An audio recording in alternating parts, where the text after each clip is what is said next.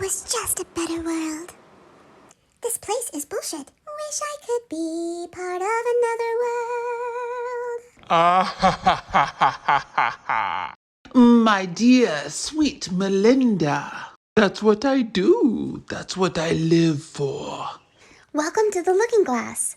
We are going to talk about the baptism of water and how it is not just a Christian concept. For Melinda, if you're here, you're meant to hear this message.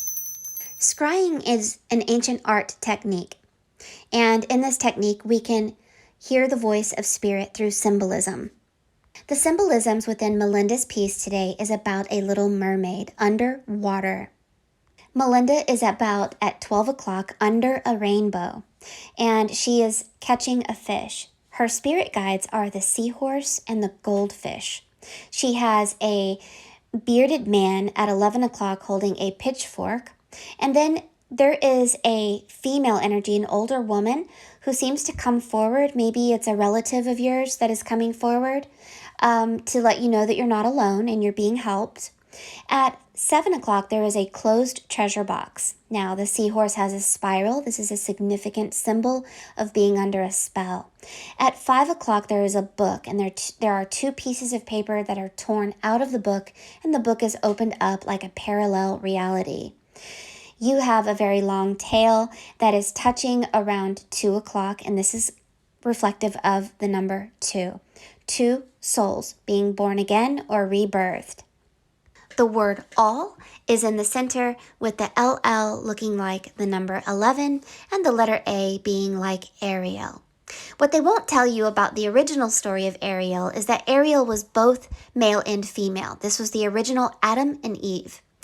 And Ariel wanted to experience loving herself.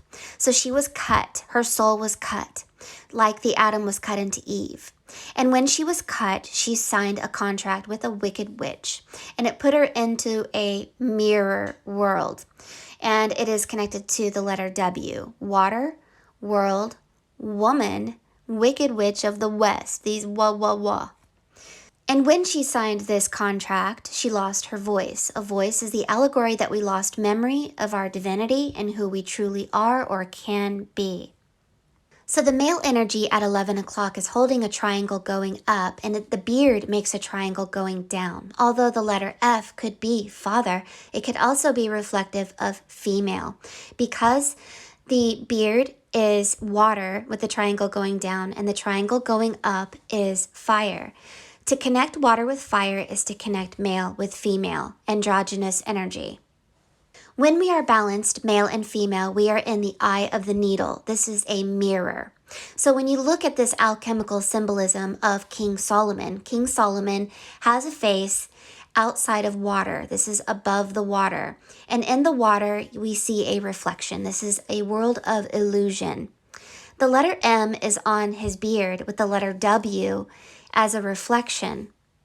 And if you look closely, you can actually see the female in King Solomon's beard, which is invisible. So the androgynous ones look male, and the female aspect of themselves is invisible, yet they hold 2 souls and they self-impregnate like a seahorse. You are holding a contract in your hand, and this reflects that you have made promises or you hold belief systems which need to be released, and you need to surrender everything that you are so that you can go through your baptism. And your spirit guides are helping you to go through this baptism. The baptism is not just a Christian concept. It is an alchemical and philosophical concept of going to 0 point energy in order to go through a divine marriage of flesh and spirit. And when you begin to hear the voice of your goldfish and your seahorse, these voices will speak through you. You become an empty vessel so they can work through your hands and speak through your voice, and you can step into your gift. Once you do this, you will actually become the Christ walking on water, on top of water.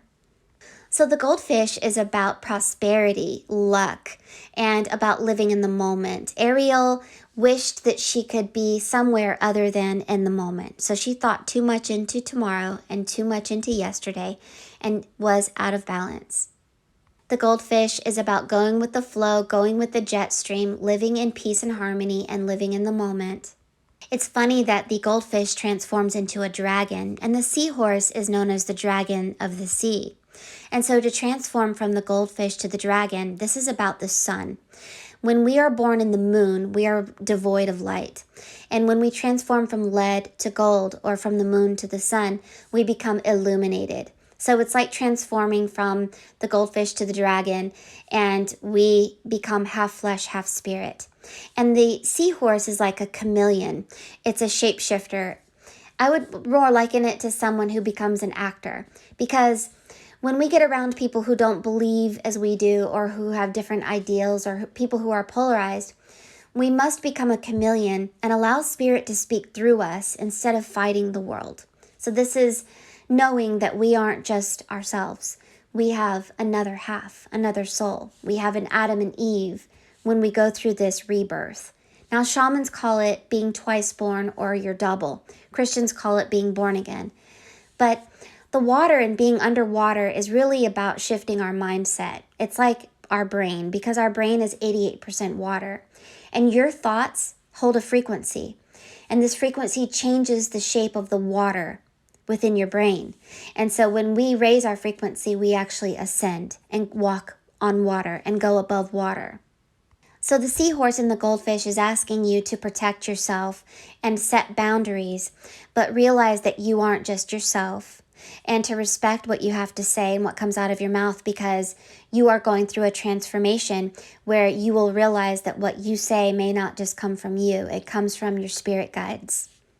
Seahorses are vulnerable and they can't swim very fast, but when bad weather underwater does happen upon them, they hold on very tightly. And so what you have to do whenever bad times happen is not indulge in it, not think about tomorrow or yesterday. Just hold on tight and wait until it passes. So the word all is about all or nothing. So this means that when we become nothing, we become everything. When we become no one, we become everyone. And this is what it means to go through the eye of the needle. And the eye of the needle looks like a fish, and it is a mirror. A mirror often looks like the Vesica Pisces. You are also going through the threefold flame, and this is about balancing three energies. This is flesh, spirit, and mind. Male, female, and spirit, the Trinity. And this is why the triad has the Trinity pitchfork. And this is about staying in the eye of the needle. The eye of the needle is flanked by two other energies outside, creating the number 3. The treasure box is that you have a gift and a power that will be given to you by your higher self or the Holy Spirit. This gift must be shared with the world. And so you're going to be stepping into this once you do surrender and go through this eye of the needle. If you can look in the mirror and not see the wicked witch or not see pain, and you see just nothing or your twin flame, then you are ready and you are no longer polarized just to step into this gift. You become part of the all-seeing eye. This is not about mind control.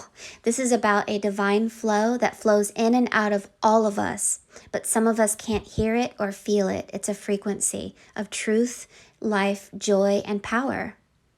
So like Dorothy, who followed the dog, the divine order of God, she wanted to go over the 7 colors of the rainbow. And that is where you are. You are about to go over the 7 colors of the rainbow, which means you're going to be experiencing fire. And fire is power. It is your male self. That you are holding a fish is a symbol of the initiates of the net. You're going to want to get into sacred geometry because the entire world is made up of sacred geometry. Notice that your arm makes the shape of the letter V. This is about the energy of Venus and the clamshell and the pearl. The baptism of water is about raising our frequency by utilizing the frequency of our higher self, the spirit guide, which brings us to our ascension. If you would like a reading, go to forestfairy.com.